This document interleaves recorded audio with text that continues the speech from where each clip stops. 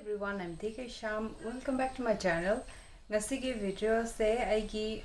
skincare product khara haul tawse na haigibado adu ngasi tawrase aduga sigi product sing se mi gine thaluslakpa matamda adaiduda laigiba product ngaktane bako sise aduda delivery yarambane bako manga taruni gumba ma yarambane adai matam laigimne Myntra dagi laigi adagi Purplle dagi laigi Nykaa dagi khara yawre ko adi products in the line of Pang the Baduga, Atopadana offer Kariam labor, Amadan offer Piram the Badugumba labor the yet minor, Togivas Yahweh, the Boddess Turkey Sulaide, Kara, Boddess Turkey, the can say, fresh shop say, 15% Gumba the minor offer Sekar Pang Neboka. I say your Pose, Manade Boka. Purplle do yam the thing in Lapada, the Giamo Boddess not move thing, Boddess in the hand the lucky, the Ngai Boka. Jacumbaka, Adukumbagi labor in a net. Kano yarak traba IT sigi number se whole number se yarak traba ka adumana tawe adugi hosik product se horase ka Boddess se deki han horase Boddess ki se sis ai se double chachan ba yawre pot se item ani gumba ka sigi product sima double chachan le to product se si ani chatre yong chamana na L'Oreal gi Hydra Fresh Antioxidant sis naina Boddess tagi leiba ka aduga amana Myntra ra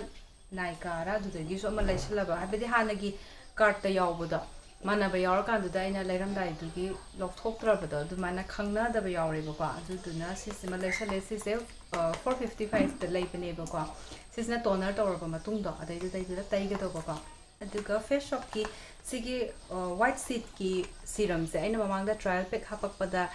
I know full minus size ki ama laibaya ni yamna pame taibam no I hagi bado to the serum do never go price 2000 ga da modern pirangani 2190 atuga 1960 61 so I the phang baka sigi fresh shop ki white seed sigi brightening serum je yam no ai jane taibadagi mai se amna hydrate tawraga ne khangde yam nungai atuga si laibasida shea seed ki se toner ne man hapai se ko adagi hydro cream amane adagi lotion ne si hom sa pa mamangi ma season gi de yawi ba ko si se nungai bane aduga Freshers Canada gi sigi lipstick se ma gi box se amna phaza bani pe amna luxurious oi bani ma gi packaging ga se seven later ma gi f to thari dana season address is there na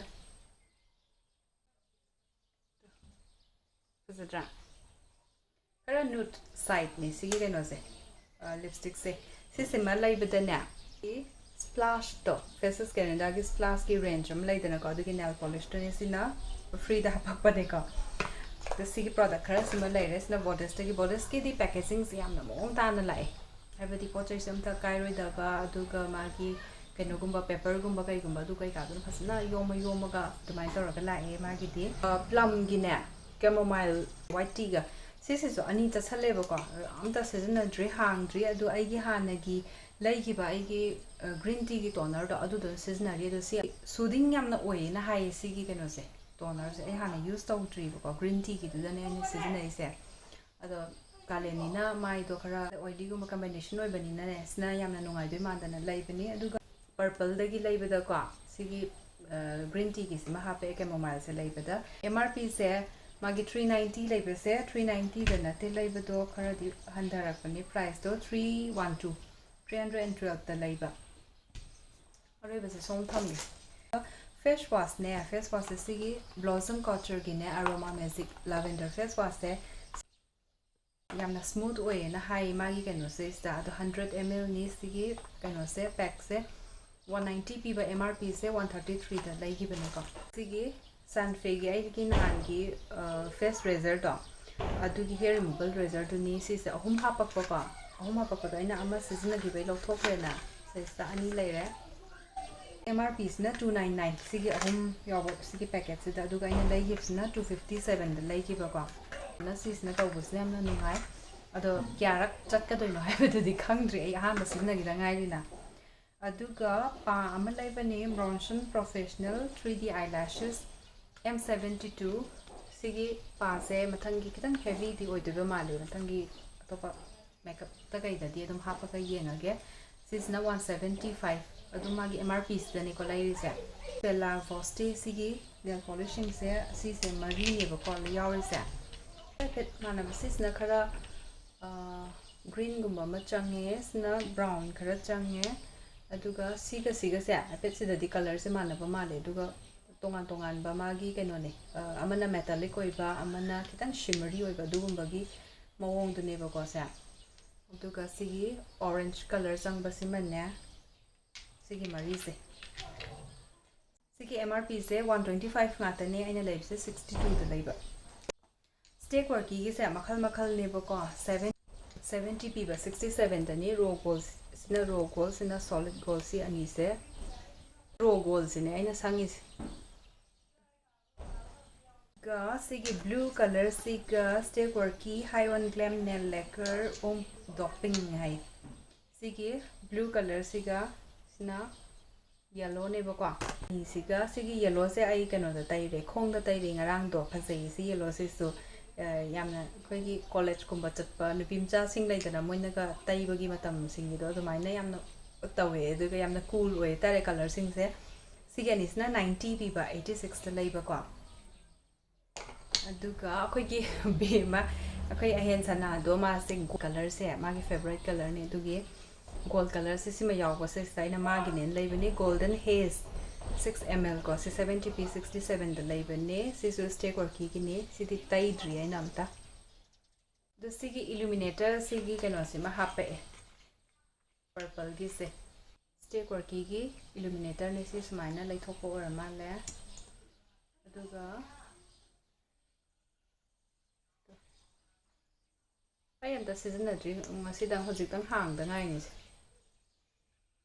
Matangi, give the Mittara Soy that a season of the Yangers in my Branacom. Aduga, good vibes key Sigi pomegranate kigan was there.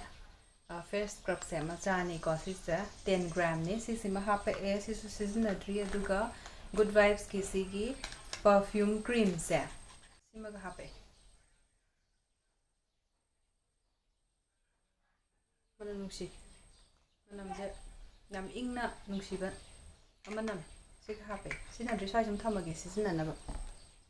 purple dagi lerakpa gai loire ka aduga hojiksina Myntra ga Nykaa ga gi dagi laigiba kano singsi yengase sigi manaba sisima mung laire dana ko sisu dum MRP manarangani magi matam du da pigi bado 450 ga da mule 650 p MRP dadi ko 130 ml अदुगा spa water सिंगसे सिजना बसम नुंगाई सि सुम सिजना ग्रगदि ने सिजना toner दंग तौलर कान दुदने कनो द सीरम द जंप तौबदो कनो म वाट पे टैप तौइ सिगुम सुम सिजना ग्रगदि हैनग्रदि हाइतारे सिमा लैरे होजिक समर गी यामना चप चारबा कनो हाइतारे स्किन केयर न्यूट्रोजिना गी सिगी हाइड्रो बूस्ट कैप्सूल सीरम से सिसिमने अदुगा सिसे लौथोखरे को लौथोखरे ऐना Numi humni marini musure in this season race Neutrogena gi Hydro Boost water gel se si sigma ga si siga ani sigi combo pack ne baka to they do the sis ne 1000 mukime ya greater na hana di 850 side later me baka si se also di 1000 ya gram ne do ga sigi penos na 30 ml nis na 800 pi 1800 oidra aduga aina Hangiba price 1600 ka 50 side lairangani kitang offer tawbani ado singata leiba the offer the tawdeba ka ado anima dum leigedobo leiraba ado sumaina offer tawra leibani ado sigi serum nungaiba serum ne bako si yam nungai yamna lightweight oi aduga hydrate su tawe aduga skin je ing lauraga ne yam nungaiba oi sigi keno se serum se adudagi amu henna Sigi kenosna water gel sina amu hena nungai haibadi si se keno dugi moisturizer clinic ka compare tong lai dana ko sigi watery oil main to go se sa dum tarke to ne aduga si yamna phangdi yamna cooling oi ba keno masu phawe aduga taiba matam su da mai su yamna hydrate to ba ma phawre yam tena nungai aduga si se dum haibadi adum high end product sing ma le haitare adum taiba da mai da aduga aisna hoje combination skin to oily khara adumaina oirak pasesa oibane aduga sise dry skin type oiraga sune product to khatang henna amuk tairaga dine adum kem tawroi sigi ꯀꯩꯅꯣꯁꯦ ꯖꯦꯜꯁꯦ ꯁꯤꯁꯦ ꯅꯥꯏꯀꯥꯗꯒꯤꯔ ꯃꯤꯟꯇ꯭ꯔꯥꯗꯒꯤꯔ ꯑꯃ ꯂꯩꯈꯤꯕꯅꯤ ꯁꯤꯒꯤ ꯕꯣꯝꯕꯦ ꯁꯦꯚꯤꯡꯁꯦ ꯁꯤꯗꯤ try ꯇꯧꯗ꯭ꯔꯤ ꯁꯤꯁꯨ ꯑꯗꯨꯝ ꯇꯥꯡꯉꯦ ꯉꯁꯥꯏꯒꯤ offer ꯀꯌꯥ ꯍꯦꯛꯇ ꯄꯤꯔꯛꯇꯦ ꯍꯥꯏꯕꯗꯤ ꯍꯧꯖꯤꯛꯁꯦ ꯐꯦꯁ ꯁꯦꯚꯤꯡꯁꯦ ꯌꯥꯝꯅ ꯏꯟ ꯑꯣꯏꯕꯅꯤꯅ ꯍꯥꯏꯇꯥꯔꯦ ꯐ꯭ꯔꯦꯁ ꯁꯨꯃꯥꯏꯅ ꯑꯍꯨꯝꯅꯦꯀꯣ ꯌꯥꯎꯔꯤꯁꯦ ꯑꯃꯗꯤ ꯁꯤꯖꯤꯟꯅꯗ꯭ꯔꯤ ꯉꯁꯥꯏꯒꯤ ꯁꯟꯐꯤꯗꯨꯃꯗꯤ ꯌꯥꯝ ꯊꯤꯅ ꯅꯨꯡꯉꯥꯏꯔꯦꯕꯀꯣ ꯑꯗꯣ ꯁꯤꯁꯨ ꯑꯩꯅ ꯅꯨꯡꯉꯥꯏꯅꯤꯅ ꯈꯜꯂꯦ ꯔꯦꯇꯤꯡꯗꯣ ꯌꯥꯝꯅ 5 ꯁ꯭ꯇꯥꯔ ꯑꯗꯨꯝ ꯐꯪꯉꯦꯕ ꯁꯤꯒꯤꯁꯤꯁꯨ ꯁꯤꯁꯨꯅꯦ ꯗꯕꯜ ꯆꯠꯂꯤꯁꯦꯀꯣ ꯕ꯭ꯔꯥꯟ ꯇꯣꯉꯥꯟꯕ ꯑꯗꯨꯁꯨ ꯀꯩꯁꯨ ꯀꯥꯏꯗꯦ ꯑꯗꯨꯝ ꯍꯞꯇꯥꯗ ꯑꯗꯨꯃꯥꯏꯅ ꯁꯤꯖꯤꯟꯅꯕ ꯄꯣꯠꯅꯤꯅ ꯀꯩꯝ ꯀꯥꯏꯗꯦꯅ ꯈꯜꯂꯦ ꯅꯦꯛꯁꯇ ꯃꯃꯥ ꯑꯥꯔꯠꯀꯤ ꯁꯤꯒꯤ ꯔꯦꯇꯤꯅꯣꯜ ꯌꯥꯎꯕ ꯅꯥꯏꯠ ꯀ꯭रीꯝꯁꯦꯀꯣ ꯔꯦꯇꯤꯅꯣꯜ ꯅꯥꯏꯠ ꯀ꯭रीꯝ ꯁꯤꯁꯤꯃ ꯂꯩꯕ ꯁꯩꯁꯤꯗ ꯁꯤꯒꯤ ꯚꯤꯇꯥꯃꯤꯟ ꯁꯤꯒꯤ ꯁ꯭ꯂꯤꯞꯄꯤꯡ ꯃꯥस्ꯛ ꯁꯤꯃ ꯍꯥꯞꯄꯛꯑꯦꯕꯀꯣ ꯁꯤꯃꯁꯨ ꯑꯩ ꯁꯤꯖꯤꯟꯅꯗ꯭ꯔꯤ ꯍꯥꯏꯕꯗꯤ ꯑꯇꯣꯞꯄ ꯁ꯭ꯀꯤꯟ ꯀꯦꯌꯔ ꯃꯌꯥꯝ ꯑꯃ ꯁꯤꯖꯤꯟꯅꯔꯤꯕ ꯁꯤꯒꯤꯁꯦ ꯑꯩꯅ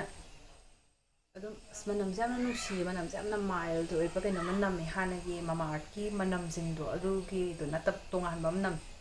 ꯏꯪ ꯂꯥꯎꯕ ꯃꯅꯝꯗꯣ ꯑꯗꯨꯒ ꯁꯤꯁꯤꯁꯦ ꯑꯩꯅ ꯍꯧꯖꯤꯛ ꯌꯦꯡꯈꯤꯕꯗꯨꯗ ꯇ꯭ꯔꯥꯏ ꯇꯧꯋꯦꯕꯀꯣ ꯌꯥꯝꯅ ꯀ꯭रीꯃꯤ ꯑꯣꯏꯕꯤꯗꯣ ꯅꯠꯇꯕ ꯌꯥꯝꯅ ꯂꯥꯏꯠ ꯑꯣꯏꯕ ꯑꯃ ꯌꯥꯎꯋꯦ ꯌꯥꯝꯅ ꯂꯥꯏꯠ ꯑꯣꯏ ꯂꯩꯕꯗꯀꯣ ꯅꯨꯡꯉꯥꯏꯅꯤ ꯁꯤꯁꯤꯁꯨ ꯏꯪꯁꯨ ꯂꯥꯎꯏꯅꯦ ꯑꯗꯣ ꯁꯤꯁꯤꯁꯨ ꯑꯗꯨꯝ ꯇꯩꯔꯒ ꯌꯦꯡꯉꯒꯦ ꯌꯥꯝ ꯅꯨꯡꯉꯥꯏꯅꯤ ꯍꯥꯏꯅꯗꯤ ꯈꯜꯂꯦ ꯑꯗꯨ MRPꯁꯦ 699ꯅꯦ ꯑꯗꯨꯒ 550 ꯃꯨꯛꯇꯗꯤ ꯑꯗꯨꯝ ꯐꯪꯉꯝꯒꯅꯤ ꯌꯥꯝ ꯀꯥ ꯍꯦꯟꯅ ꯑꯣꯐꯔꯗꯤ ꯄꯤꯗꯕꯅꯤ ꯃꯃꯥ ꯑꯥꯔꯠꯀꯤ ꯀꯩꯅꯣꯁꯤꯁꯨ ꯀ꯭रीम ꯅꯨꯡꯒꯤ ꯇꯩꯅꯕꯁꯤꯡꯁꯦ ꯑꯗꯨꯒ ꯅꯥꯏꯀꯥꯒꯤ ꯁꯤꯒꯤ ꯃꯤꯔꯔ ꯀ꯭ꯔꯣꯝ ꯁꯤꯒꯤ ꯅꯦꯜ ꯀꯂꯔꯁꯦ ꯁꯤꯁꯦ ꯑꯩꯅ ꯀꯥꯔꯠꯇ ꯁꯤꯒꯤ ꯀꯂꯔꯁꯤꯒ ꯈꯔ ꯒ꯭ꯔꯤꯟ ꯑꯣꯏꯕ ꯀꯂꯔꯒ ꯍꯥꯞꯄꯅꯦ ꯑꯗꯨꯒ ꯒ꯭ꯔꯤꯟꯗ ꯑꯥꯎꯠ ꯑꯣꯐ ꯁ꯭ꯇꯣꯛ ꯑꯣꯏꯈ꯭ꯔꯕꯀꯣ ꯑꯗꯨꯒ ꯁꯤꯁꯤꯃ ꯂꯩꯕ ꯁꯤ ꯂꯩꯕꯁꯤꯗ ꯅꯥꯏꯀꯥꯒꯤ ꯁ꯭ꯀꯤꯟ ꯁꯤꯀ꯭ꯔꯦꯠꯀ ꯁ꯭ꯂꯤꯞꯄꯤꯡ ꯃꯥस्ꯛꯅꯦ ꯍꯥꯞꯄꯛꯏ ꯁꯤꯁꯤꯁꯨ ꯁꯤ ꯋꯥꯇꯔ ꯑꯦꯟ ꯁ꯭ꯅꯦꯜ ꯁꯦꯟꯁ ꯍꯥꯏꯕꯀꯣ 10 ml ꯁꯤꯃꯒ ꯌꯦꯡꯉꯒꯦ ꯁꯤꯗꯤ ꯑꯝꯇ ꯍꯥꯡꯗꯣꯛꯇ꯭ꯔꯤ ꯍꯥꯏꯕꯗꯤ ꯇꯩꯔꯝꯗꯥꯏꯒꯤ ꯃꯇꯝꯗꯨꯗꯩꯗꯨꯗ ꯑꯣꯏꯅ ꯍꯥꯡꯉꯒꯦ ꯃꯥꯒꯤ ꯀꯩꯅꯣꯁꯦ ꯃꯅꯨꯡꯁꯤꯗ ꯂꯩꯔꯤꯕ ꯄꯦꯀꯦꯠꯁꯦ ꯃꯍꯤꯁꯦ ꯂꯥꯡꯊꯣꯔꯛꯀꯗꯣꯏꯕ ꯃꯥꯜꯂꯦ ꯁꯤꯒꯤ ꯐꯛꯇꯣꯛꯀꯗꯣꯏꯅꯦꯕꯀꯣ ꯐꯦꯁ ꯁꯣꯞꯀꯤ ꯁꯤꯒꯤ ꯔꯥꯏꯁ ꯋꯥꯇꯔ ꯕ꯭ꯔꯥꯏꯠ ꯍꯥꯏꯕꯀꯣ ꯑꯗꯨꯒ ꯐꯣꯃꯤꯡ ꯀ꯭ꯂꯤꯟꯖꯔ ꯁꯤꯒꯤ ꯐꯣꯝ ꯌꯥꯎꯕ ꯃꯣꯏ ꯀ꯭ꯂꯤꯟꯖꯔꯁꯦ ꯁꯤꯁꯦ ꯌꯥꯝ ꯅꯨꯡꯉꯥꯏ ꯁꯤꯁꯤꯅ ꯑꯃꯨꯛ ꯔꯥꯏꯁ ꯋꯥꯇꯔ ꯑꯣꯏꯕꯒꯤ ꯈꯔ ꯍꯥꯏꯗ꯭ꯔꯦꯠ ꯑꯣꯏꯕ ꯑꯃ ꯑꯣꯏꯔꯝꯒꯅꯤꯅ ꯈꯜꯂꯒ ꯂꯩꯕꯅꯦꯕꯀꯣ ꯑꯗꯣ ꯑꯗꯨꯃꯥꯏꯅ ꯔꯤꯚ꯭ꯌꯨꯗꯁꯨ ꯑꯗꯨꯝ ꯍꯥꯏꯌꯦꯕꯀꯣ ꯑꯗꯨꯒ ꯑꯩꯅ ꯍꯧꯖꯤꯛ ꯁꯤꯖꯤꯟꯅꯩꯁꯤꯅ ꯂꯥꯚꯥꯒꯤꯗꯣ ꯑꯗꯨ ꯁꯤꯖꯤꯟꯅꯩ ꯂꯥꯚꯥꯒꯤꯗꯨꯅ ꯄꯣꯔꯁ ꯀꯔꯤ ꯀꯔꯥ ꯁꯤꯗꯒꯤ ꯀ꯭ꯂꯦꯟꯁ ꯇꯧꯅꯕ ꯑꯣꯏꯕꯒꯤꯅꯦ ꯈꯤꯇꯪ ꯃꯣꯏꯆꯔ ꯁ꯭ꯇ꯭ꯔꯤꯞ ꯇꯧꯕꯗꯣ ꯑꯗꯨꯃꯥꯏꯅ ꯈꯔ ꯐꯥꯎꯋꯦ ꯍꯦꯛ ꯂꯣꯏꯕꯒ ꯁ꯭ꯀꯤꯟ ꯀꯦꯌꯔ ꯁꯠ ꯇꯧꯗꯕ ꯌꯥꯗꯦꯕꯀோ ꯑꯗꯣ ꯁꯤꯁꯤꯅ ꯈꯔ ꯍꯥꯏꯗ꯭ꯔꯦꯇꯤꯡ ꯑꯣꯏꯅꯤ ꯁꯤꯁꯨ ꯇ꯭ꯔꯥꯏ ꯇꯧꯔꯒꯦ ꯑꯗꯨꯒ ꯑꯇꯣꯞꯄ ꯑꯩꯒꯤ ꯁ꯭ꯀꯤꯟ ꯀꯦꯌꯔ ꯍꯥꯏꯗꯤ ꯁꯤꯖꯤꯟꯅꯕ ꯑꯩꯒꯤ ꯂꯩꯈꯤꯕ ꯄ꯭ꯔꯣꯗꯛꯠꯁꯤꯡꯗ ꯅꯨꯡꯉꯥꯏꯕ ꯈꯣꯠꯄ ꯑꯗꯨꯒꯤ ꯀꯔꯝꯕ ꯅꯨꯡꯉꯥꯏꯈꯤ ꯀꯔꯝꯕꯅ ꯂꯩꯕꯒꯤ ꯀꯥꯟꯅꯔꯝꯗꯦ ꯑꯗꯨ ꯃꯌꯥꯝꯗꯨꯁꯨ ꯑꯩꯅ ꯁꯤꯖꯤꯟꯅꯔꯒ ꯃꯌꯥꯝꯗꯁꯨ ꯑꯗꯨꯝ ꯈꯪꯍꯜꯂꯛꯀꯦꯕꯀꯣ ꯍꯥꯏꯕꯗꯤ ꯃꯌꯥꯝꯅ ꯐꯠ ꯂꯥꯎꯅ ꯖꯝꯞ ꯇꯧꯗ꯭ꯔꯤꯉꯩꯗꯀꯣ ꯂꯩꯇ꯭ꯔꯤꯉꯩꯗ ꯁꯤꯒꯨꯝꯕ ꯚꯤꯗꯤꯑꯣ ꯑꯃ ꯌꯦꯡꯀꯥꯟꯗꯨꯗ ꯑꯗꯁꯨ ꯍꯥꯏꯔꯛꯈꯤꯒꯦ ꯅꯦꯛꯁꯇ ꯁꯤꯒꯤ ꯂꯥꯁꯤꯜꯒꯤ ꯃꯦꯠ ꯁꯟꯁꯀ꯭ꯔꯤꯟ ꯖꯦꯜꯁꯦ 8 hours ꯆꯠꯂꯦꯅ ꯍꯥꯏꯕꯅꯦꯀꯣ ꯁꯤꯁꯦ SPF 50+ꯅꯦ ꯑꯗꯨꯒ ꯃꯦꯠ ꯑꯣꯏꯔꯕꯅꯤꯅ ꯑꯅꯝꯕꯅ ꯑꯩꯈꯣꯏꯒꯤ ꯀꯝꯕꯥꯏꯅꯦꯁꯟ ꯁ꯭ꯀꯤꯟ ꯑꯣꯏꯂꯤ ꯁ꯭ꯀꯤꯟꯒꯨꯝꯕꯅ ꯇꯩꯕꯗ ꯑꯗꯨꯒꯨꯝꯕ ꯁ꯭ꯀꯤꯟ ꯇꯥꯏꯞꯇꯨꯗ ꯑꯣꯏꯅ ꯆꯨꯁꯟꯅꯔꯅꯤꯕꯀꯣ 50 ꯒ꯭ꯔꯥꯝꯁꯤꯗ MRPꯁꯦ 630ꯅꯤ ꯄꯤꯔꯤꯁꯦ ꯑꯗꯣ ꯁꯤꯒꯨꯝꯕ ꯂꯥꯁꯤꯜꯁꯤꯁꯨ ꯑꯣꯐꯔ ꯐꯪꯗꯕꯅꯤꯀꯣ ꯍꯥꯏꯗꯤ 630ꯒ ꯄꯤꯕꯁꯦ 590ꯒꯨꯝꯕꯗꯒ ꯑꯣꯐꯔꯒ ꯂꯩꯔꯝꯕꯒꯗꯤ ꯌꯥꯎꯅꯤ ꯊꯣꯏꯗꯣꯛꯅ ꯑꯣꯐꯔ ꯀꯌꯥ ꯄꯤꯗꯕꯅꯦ ꯑꯗꯨꯒ ꯁꯤꯒꯤꯁꯦ ꯇꯩꯔꯦ ꯁꯤ ꯅꯠꯇꯕ ꯑꯇꯣꯞꯄ SPF 40 ꯌꯥꯎꯕ ꯑꯗꯨꯗꯨꯁꯨ ꯇꯩꯔꯦ ꯑꯗꯨꯒ ꯁꯤꯒꯤ 50ꯒꯤꯁꯤꯁꯨ ꯇꯩꯔꯦ ꯑꯃꯨꯛꯀꯁꯨ ꯑꯃꯨꯛ ꯁꯟꯁꯀ꯭ꯔꯤꯟꯗꯗꯤ ꯁꯤꯅ ꯏꯅꯨꯡ ꯅꯨꯡꯉꯥꯏꯅ ꯑꯃꯨꯛꯀꯁꯨ ꯑꯃꯨꯛ ꯔꯤꯄꯔꯆꯦꯁ ꯇꯧꯕꯅꯦꯕꯀꯣ ꯑꯗꯣ ꯃꯥꯒꯤꯗꯤ ꯇꯩꯈ꯭ꯔꯕ ꯃꯇꯨꯡꯗꯨꯗ ꯁ꯭ꯀꯤꯟꯗ ꯌꯥꯝꯅ ꯁꯤꯜꯀꯤ ꯑꯣꯏꯕ ꯌꯥꯝꯅ sheer ꯀꯩꯅꯣꯝꯃ ꯑꯃ ꯂꯩꯅꯦ ꯃꯄꯥꯟꯁꯤꯗ ꯅꯥꯟꯕ ꯃꯇꯝꯗꯀꯣ ꯑꯗꯨꯒꯨꯝꯕ ꯌꯥꯝꯅ ꯁ꯭ꯀꯤꯟꯗ ꯌꯥꯝꯅ ꯂꯛꯖꯨꯔꯤꯌꯁ ꯌꯥꯝꯅ ꯐꯤꯜ ꯇꯧꯕꯗꯣ ꯑꯗꯨꯒꯨꯝꯕ ꯑꯃꯁꯨ ꯑꯣꯏꯌꯦ ꯑꯗꯨꯒ ꯌꯥꯝꯅ ꯄ꯭ꯔꯣꯇꯦꯛꯁꯨ ꯇꯧꯕꯅꯤ ꯁꯤ ꯂꯥꯁꯤꯜꯁꯦ ꯁꯤꯒꯤ ꯀꯂꯔ ꯕꯥꯔꯒꯤ ꯎꯕ꯭ꯔꯥ ꯀꯂꯔ ꯕꯥꯔꯒꯤ ꯁꯤꯒꯤ ꯅꯦꯜ ꯄꯣꯂꯤꯁ ꯔꯤꯃꯨꯚꯔꯁꯦ ꯁꯤꯁꯤꯃ ꯈ꯭ꯋꯥꯏꯗꯒꯤ ꯅꯨꯡꯉꯥꯏꯕ ꯅꯦꯜ ꯄꯣꯂꯤꯁ ꯔꯤꯃꯨꯚꯔꯁꯤꯡꯒꯤ ꯃꯅꯨꯡꯗ ꯑꯃꯅꯤ ꯑꯩꯅ ꯇꯩꯔꯛꯄꯁꯤꯡꯗꯒꯤ ꯁꯤꯅ ꯏꯍꯦꯟ ꯍꯦꯜꯂꯦꯕꯀꯣ 110 mlꯅꯤ ꯁꯤꯒꯤ ꯀꯩꯅꯣꯁꯤꯅ ꯃꯥꯒꯤ mlꯁꯦꯀꯣ ꯑꯗꯨꯒ ꯑꯦꯁꯤꯇꯣꯟ ꯐ꯭ꯔꯤ ꯑꯣꯏꯕꯁꯤꯅꯅꯦꯕ ꯌꯥꯝꯅ ꯅꯨꯡꯉꯥꯏꯔꯤꯁꯦ ꯑꯦꯁꯤꯇꯣꯟ ꯐ꯭ꯔꯤ ꯑꯣꯏꯔꯦ ꯑꯗꯨꯏ ꯃꯊꯛꯇꯨꯗ ꯄ꯭ꯔꯣꯇꯤꯟ ꯍꯥꯏꯅ ꯚꯤꯇꯥꯃꯤन B5ꯁꯨ ꯌꯥꯎꯔꯦ ꯑꯗꯨꯒ ꯑꯩꯈꯣꯏꯅ ꯑꯦꯁꯤꯇꯣꯟ ꯌꯥꯎꯕꯒꯤ ꯁꯤꯡꯗꯨꯗꯤꯅꯦ ꯑꯩꯈꯣꯏꯅ ꯀꯣꯛꯊꯣꯛꯑꯕ ꯃꯇꯝꯁꯤꯗ ꯖꯔ ꯂꯥꯎꯅ ꯀꯪꯁꯤꯟꯈ꯭ꯔꯀꯥꯟꯗꯨꯗ ꯅꯦꯜ ꯀꯂꯔꯁꯦ ꯀꯩꯅꯣꯝꯃ ꯐꯖꯗꯕ ꯑꯃꯗ ꯆꯦꯟꯖ ꯑꯃ ꯂꯥꯛꯇ꯭ꯔꯥ ꯑꯗꯣ ꯁꯤꯁꯤꯒꯤꯅ ꯂꯥꯛꯇꯦꯕ ꯃꯣꯏꯆꯔꯥꯏꯁ ꯑꯣꯏꯔꯒ ꯂꯩꯕ ꯑꯩꯈꯣꯏꯒꯤ ꯀ꯭रीꯝꯒꯨꯝꯕ ꯀꯩꯅꯣꯒꯨꯝꯕ ꯃꯊꯛꯇ ꯇꯩꯁꯟꯈꯤꯕ ꯑꯗꯨꯃꯥꯏꯅꯅꯦ ꯑꯩꯈꯣꯏꯒꯤ ꯈꯪꯗꯦ ꯈꯨꯖꯤꯟꯁꯦ ꯀꯪꯁꯤꯟꯗꯕꯅꯤ ꯌꯥꯝꯅ ꯊꯣꯠꯍꯜꯂꯒ ꯂꯩꯕꯅꯦꯕꯀꯣ ꯁꯤꯒꯤ ꯀꯩꯅꯣꯁꯤꯅ ꯑꯗꯣ ꯁꯤꯁꯦ ꯌꯥꯝꯅ ꯅꯨꯡꯉꯥꯏ ꯑꯗꯨꯝ ꯁꯤꯁꯦ ꯑꯩꯗꯤ nail polish remover se atopa brand amta sizinaningdre sigi sizinakibdagi color bar gi product sing se yamna su phabani na ne aduga khwaidagi nungaiba product ne hojik lakadoise sisna face shop ki rice cleansing cream ne ba ko rice water du gya aina hojik se face wash ko utpada sisigi moigi rice water gi range ne sina 200 ml ni sis aduga sigi nungaiba sigi ma hairake ba aigi hana micellar water garnier gi leiba oil infused to adu duna waterproof makeup se lokho idana ko adu se my mit se aina loina lokho matung da na hangai di face wash tawraga skin care taw doine ba ko ada na hano main sum review we ka yenga matung se staina try taw ba ko sigi laba matung se san mini ni huni lera kan da adu dai da ina micellar water na mai se loin lokho khre mai se yamna clear oil na hangai di face wash taw dom ni adu da ina CC ki cream se khara lawraga aina mai se massage taw hore de kan da de swai wai ki pa gumba swai da leiba digi sugumba da leiba khoi gi pores gumba gi marak da leiba khoi gi makeup lei hobo lei da na ko sigumba sing se loina ne melt taw thora aba hak ai se 40 seconds gumba atmaina ta a minute ama di pha da bi da ko duga facial khoi gi face tissue leiba tu na ne aina taithokre ba ko taithokpa se sa ne khoi gi amot pa ke ke di makeup ki kari adu ko ma am do loina yaure e adu do haibadi taithore ne na hangai ora ga de do face wash taw sala kan du da manung da sengdri ne ko ma pan dai di senge na paktre na khalaga su ko adu maina taw bodu da ko na skin care ong taw san da na mai se sokpa gi chang yam na heli da na ko adu na ko na sunscreen tai ra kan da su ko na face wash na ta ma tam da kok te ba ko haibadi protect taw du ba id adu gumba layer ma yorok pani na ne adu sigumba balms na ne adu gumba do cleanse taw nei ba ko khoi hana khangdring ai di adum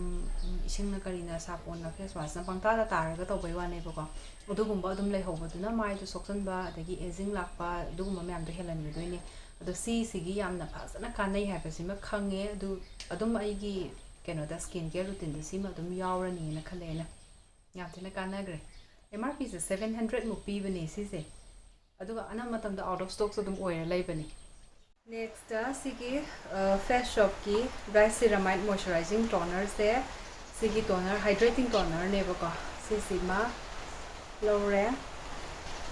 150 ml aduga magi MRP sina 820 Amazon dagi laibane sigi ai mamangi vlog ta yengbiraga di mayamna yaronga ni sigi packet tugairaga loksalak pado akoi gi keno hoida ahen sana hoida adugi sigi se ani gi combo du ne ba ko laibi se Yardley gi sigi body lotion ne lavender laibane aduga atoba mas laibane adu amado ai kawre sisna English rose se in rose ko masuguma se ni akan sina da bagi manam se na yenge lavender ko basiti amada amada pangsi se nei na ko rose de kya sina deba adugi yenge na lobone sigi rose do hangdok tree ba ko to si do uba da khangi dana se hangdri season tree do se ai matangi product aina lagi ba sing do word oibra oida bra kanari ba kai to bra du matang do da hapak pa do ina hapa age ai hojiti hang roi hai bidi ngasa gi perfume mo kariyo cream mo to gi manam yam kan nungsi ba yam man kan nam lai re ba ko adu dai da yenga ge adu gi ma se 299p MRP do ado ani ge combo du da ne 380 ra 90 ra smaina p gi ba ko ani leiba du da adu maina taw dana ani do lai gim ne moi sima lai re aduga hidak kai ka su lai bene duna supplement kum ge ina kai ke sinari gi video du da oina hapa age ka aduga sigi scrunchies se silky scrunchies ne sigi pink ne sigi black ne sumaina sisu 400 ki maya sumaina oi bene ba ko sisu Amazon da gi lai bene habedi kidang hair care da sigum ba mamu et toksan bane chumna gi rubber band adu da phaba du na sam do drying oi ba tat pa hen ba du gum me am du ma yawre sam du da koina sumaina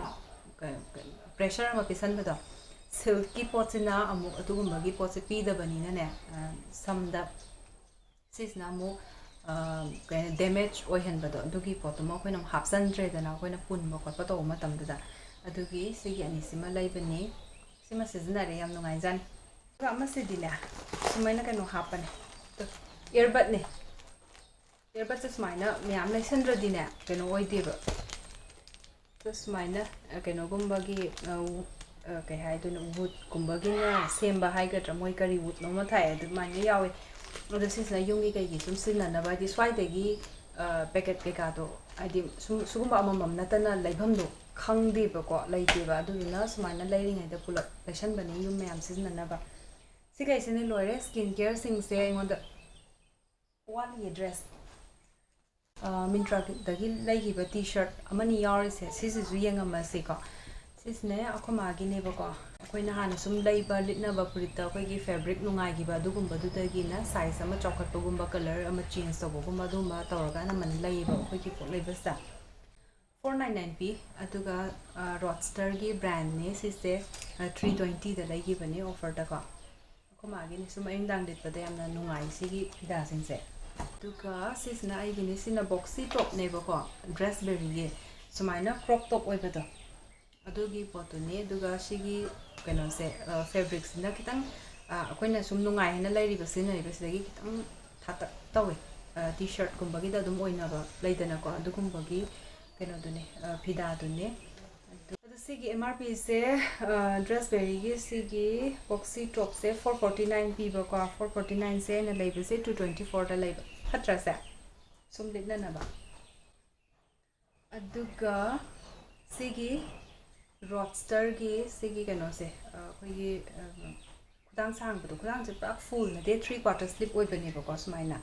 ꯑꯗꯣ ꯁꯤꯒꯤꯁꯤꯅ ꯑꯩꯈꯣꯏꯅ ꯁꯣꯔꯠꯀꯨꯝꯕ ꯀꯩꯒꯨꯝꯕ ꯑꯃ ꯇ꯭ꯔꯥꯎꯖꯔꯒꯨꯝꯕ ꯑꯃ ꯀꯩꯅꯣꯝꯃ ꯁꯦꯠꯄ ꯈꯣꯠꯄꯗ ꯑꯗꯨꯝ ꯂꯤꯠꯅꯅꯕ black ꯀꯂꯔꯁꯦ ꯑꯗꯨꯝ ꯏꯆꯟ ꯆꯟꯅꯩꯗꯅꯀꯣ ꯁꯨꯃꯥꯏꯅ ꯑꯣꯏꯕ ꯐꯨꯔꯤꯠꯅꯤ ꯁꯤꯒꯤ ꯐꯨꯔꯤꯠꯁꯤꯁꯨ ꯀꯩꯅꯣꯒꯤꯅꯤ ꯔꯣꯗꯁꯇꯔꯒꯤ ꯕ꯭ꯔꯥꯟꯗꯨꯒꯤꯅꯤ ꯑꯗꯣ ꯁꯤꯁꯤꯁꯨꯅꯦ 499 ꯁꯨꯃꯥꯏꯅ ꯑꯗꯨꯝ ꯂꯩꯕꯅꯦ ꯑꯗꯨꯒ ꯂꯩꯕꯁꯤꯅ 320ꯗ ꯁꯨꯃꯥꯏꯅ ꯂꯩꯈꯤꯕ ꯑꯗꯨꯒ ꯅꯦꯛꯁꯇ ꯑꯩꯅ ꯂꯤꯠꯂꯤꯁꯤꯒ ꯆꯞ ꯃꯥꯟꯅꯕꯅꯦ ꯑꯩꯅ ꯅꯍꯥꯟꯃꯨꯛ ꯍꯥꯏꯈꯤꯕꯗꯣ ꯃꯃꯥꯡꯒꯤ ꯁꯤꯒꯤ ꯂꯩꯈꯤꯕꯒꯤ ꯍꯣꯜꯗ ꯑꯩꯈꯣꯏ ꯃꯥꯒꯤ ꯐꯦꯕ꯭ꯔꯤꯛꯁꯦ ꯌꯥꯝꯅ ꯅꯨꯡꯉꯥꯏ ꯑꯩꯈꯣꯏ ꯃꯥꯒꯤꯁꯨ ꯑꯃ ꯂꯩꯒꯦꯅ ꯀꯥꯔꯠꯇ ꯍꯥꯞꯄꯅꯦ ꯑꯗꯨꯒ ꯗꯦꯂꯤꯚꯔ ꯇꯧꯗ꯭ꯔꯦꯅ ꯍꯥꯏꯈꯤꯕꯗꯣ ꯑꯗꯨ ꯁꯨꯝ ꯑꯗꯨꯒꯤ ꯀꯥꯔꯠꯇ ꯍꯥꯞꯈꯤꯕꯁꯤꯡꯗꯨꯅꯦꯕ ꯑꯩꯅ ꯗꯦꯂꯤꯚꯔ ꯍꯦꯛ ꯌꯥꯕꯒ ꯐꯠꯂꯥꯎꯅ ꯂꯩꯈ꯭ꯔꯤꯗꯣ ꯑꯗꯣ ꯁꯤꯁꯦ ꯁꯥꯏꯖ ꯑꯃ ꯆꯥꯎꯈꯠꯄꯅꯦ ꯑꯩꯒꯤꯁꯤꯅ ꯃꯤꯗꯤꯌꯝꯅꯦ ꯁꯤꯅ ꯂꯥꯔꯖꯅꯦꯕꯀꯣ ꯂꯤꯠꯄ ꯌꯥꯔꯅꯤ ꯉꯛꯁꯝꯒꯨꯝꯕ ꯌꯥꯝꯅ ꯂꯥꯎꯕꯁꯨ ꯅꯠꯇꯦ ꯑꯗꯨꯒ ꯁꯨꯃꯥꯏꯅ ꯍꯥꯏꯅꯦꯛ ꯀꯥꯕꯁꯨ ꯅꯠꯇꯦꯗꯅꯀꯣ ꯑꯗꯨ ꯅꯨꯡꯉꯥꯏꯌꯦꯕ ꯁꯤꯁꯦ ꯑꯗꯨꯒ ꯃꯥꯏ ꯑꯦꯝ ꯑꯥꯔ ꯄꯤꯁꯤ ꯌꯦꯡꯉꯛꯀꯦꯀꯣ 949 ꯄꯤꯕꯀꯣ ꯑꯗꯨꯒ ꯑꯩꯅ ꯂꯩꯈꯤꯕꯁꯤꯅ 406ꯗ ꯂꯩꯈꯤꯕ ꯑꯗꯒꯤ ꯁꯤꯒꯤ ꯁ꯭ꯀꯔꯠꯁꯦ ꯑꯩꯒꯤ ꯃꯃꯥꯡꯗ ꯚ꯭ꯂꯣꯛ ꯌꯦꯡꯉꯒꯗꯤ ꯑꯗꯨꯗ ꯈꯪꯗꯣꯏꯅꯦꯕꯀꯣ ꯑꯗꯩꯗꯨꯗ ꯌꯥꯎꯈꯤꯕꯅꯦꯕꯀꯣ ꯕꯦꯝꯃꯅ ꯁꯤꯁꯦ ꯑꯩꯒꯤ ꯄꯦꯀꯦꯠ ꯀꯥꯏꯗꯅ ꯂꯩꯕꯗꯨꯗ ꯃꯥ ꯑꯅꯧꯕ ꯑꯃ ꯌꯥꯎꯔꯕꯅꯦꯅ ꯃꯥꯁꯨ ꯅꯣꯇꯤꯁ ꯇꯧꯔꯤꯕꯀꯣ ꯑꯗꯨꯗ ꯂꯩꯕ ꯎꯕꯗꯨꯗ ꯑꯗ ꯂꯪꯇ꯭ꯔꯤꯛꯀ ꯂꯪꯉꯒ ꯎꯕꯁꯤꯗꯅꯦ ꯀꯩ ꯗ꯭ꯔꯦꯁꯅꯣ ꯀꯥꯏꯅꯒ ꯌꯦꯡꯉꯒ ꯃꯥꯅ ꯁꯥꯟꯅꯔꯝꯕꯩꯅꯦ ꯁꯤꯒꯤ ꯑꯞ ꯇꯥꯎꯅꯤ ꯂꯥꯏꯠ ꯍꯥꯏꯌꯦꯕꯀꯣ brown solid satin plated flared midi skirt ꯌꯥꯝ ꯁꯥꯡꯕ꯭ꯔꯥ ꯃꯃꯤꯡꯁꯦ ꯃꯥꯒꯤ ꯄ꯭ꯔꯥꯏꯁꯁꯤꯅ 1999 ꯄꯤ ꯁꯤꯒꯤ ꯁ꯭ꯀꯔꯠꯁꯦ ꯑꯦꯝ ꯑꯥꯔ ꯄꯤꯗꯗꯤ ꯇꯥꯡꯗ꯭ꯔꯥ ꯑꯗꯨꯒ ꯑꯩꯅ ꯂꯩꯔꯤꯁꯤꯅ 619ꯗ ꯂꯩꯕꯀꯣ satin ꯑꯣꯏꯕꯒꯤ ꯐꯤꯅꯤꯁꯤꯡꯅꯁꯨ ꯌꯥꯝꯅ ꯀꯩꯅꯣ ꯑꯣꯏꯕ ꯑꯃ ꯌꯥꯎꯋꯦ ꯑꯩꯈꯣꯏꯒꯤ ꯌꯥꯝꯅ ꯀꯦꯕ ꯇꯥꯏꯞ ꯑꯣꯏꯕꯗꯣ ꯑꯩꯈꯣꯏꯒꯤ ꯁꯤꯒꯤ ꯇꯤ ꯁꯔꯠꯁꯤꯒ ꯂꯤꯠꯂꯁꯨ ꯌꯥꯅꯤ ꯑꯗꯨꯒ ꯑꯩꯅ ꯍꯧꯖꯤꯛ ꯎꯠꯂꯛꯀꯗꯣꯏꯕ ꯁꯤꯒꯤ ꯇꯣꯞꯁꯤꯒ ꯂꯤꯠꯂꯁꯨ ꯌꯥꯅꯤ ꯄꯥꯕꯗꯣ ꯁꯤꯒꯤ ꯇꯤ ꯁꯔꯠꯁꯤꯒ ꯂꯤꯠꯂꯒꯅ ꯑꯩꯈꯣꯏꯒꯤ ꯁꯥꯏꯠꯇꯒ खितंग क्रॉप ꯑꯣꯏꯅꯕ खितंग ꯀꯤꯕꯤ ꯑꯃ ꯂꯩꯗꯥꯏꯅꯦ ꯑꯗꯨꯃꯥꯏꯅ ꯇꯧꯔꯒꯗꯤ ꯐꯖꯅꯤ ꯌꯥꯝ ꯐꯖꯩ ꯁꯤꯒꯤ ꯁ꯭ꯀꯔꯠꯁꯦ ꯃꯤꯗꯤ ꯂꯦꯟꯊ ꯑꯣꯏꯕꯅꯤꯀꯣ ꯁꯤꯒꯤ ꯁ꯭ꯀꯔꯠꯁꯤꯅ ꯑꯗꯨꯒ ꯁꯤꯒꯤ ꯇꯤ ꯁꯔꯠꯁꯦ ꯑꯩꯒꯤ ꯂꯥꯁ ꯕ꯭ꯂꯣꯛꯇꯨꯒꯤ ꯆꯒꯨꯝꯕ ꯑꯉꯥꯡ ꯆꯒꯨꯝꯕ ꯇꯧꯕꯒꯤꯗ ꯂꯤꯠꯄ ꯆꯝ ꯆꯝꯕ ꯇꯤ ꯁꯔꯠꯇꯣ ꯑꯗꯨꯗꯨꯅꯦ ꯁꯤꯁꯦ ꯕ꯭ꯔꯥꯟꯁꯤꯅ ꯔꯣꯗꯁꯇꯔꯒꯤ ꯕ꯭ꯔꯥꯟꯅꯦ ꯁꯤꯒꯤꯁꯤꯅ pink antibacterial regular antibacterial top size से साइज मीडियम को अदुगा सिगी MRP सिनाने MRP से यंगसे MRP सिना 799 पीबा आइना लैगी मतमदना 342 द लैबा यम फजद्रा सिसे सि लिटपसे यामना नुंगाइबको अदो आइगी ती स्माइन तवे लिटपसे याम नुंगाइग्रगदिने हाइबदी स्टाइल गी अदुगी तागी यामतना खंदे सुमाइना खरा चंबा पोतसिदा खरा पामगन लेबको अदुगा फीसना मुहेना नुंगाइग्रगदिने आइसे लैबा मतमसे इस्ता सिगी पिंक से नुंगाइग्रेना आई ऑर्डर से चंगेदना अदुदुगा सैसा कई कलर लैरी हाइरेनाको अदुगा ऑफ व्हाइट ओइरो अदगी नेवी ब्लू ओइरो मरून ओइरो अदुमाइना लैबदुदगिने अमु सिलेक्ट तौरगे ता लैगलेबा आइगिदि हाइबदि सुम लिटपा मतमसे नेंगोंदा कंफर्टेबल याम ओइगिबा पोटने हाइबदो अदुम खंगिबगिने अदुमाइना अदुम केना तौनी सेता कीनबम यावे दो कीद्रे फने कनान सेपदि मनुंगदा लोइ चंगरेना स्वाइदम सेपनिने याकन अचोंदुसु नते यामना क्रॉप ओइरागा कोखपिदुसु नतेबको अदुम चांगदा अदुम लै हजिके स्कर्ट तुगा सिगा लिलागा सिगा सेपसु याम फजनी Sige loire aigi keno singse ngasigi haul se sese loisilasi anamana skin care ni ngakani ai sum loisilakko du kitang panic oidana khara laisalaga stock ta sumaina thambagi ni ka aduga sigi singse naraga ingonda kanai kanadi adegi nungai ba karamna khwaidi heli karamba recommend torko da du sigi mutungda toroke ko next video singsida amuk thainarasi ngasigi sese loisilage bye bye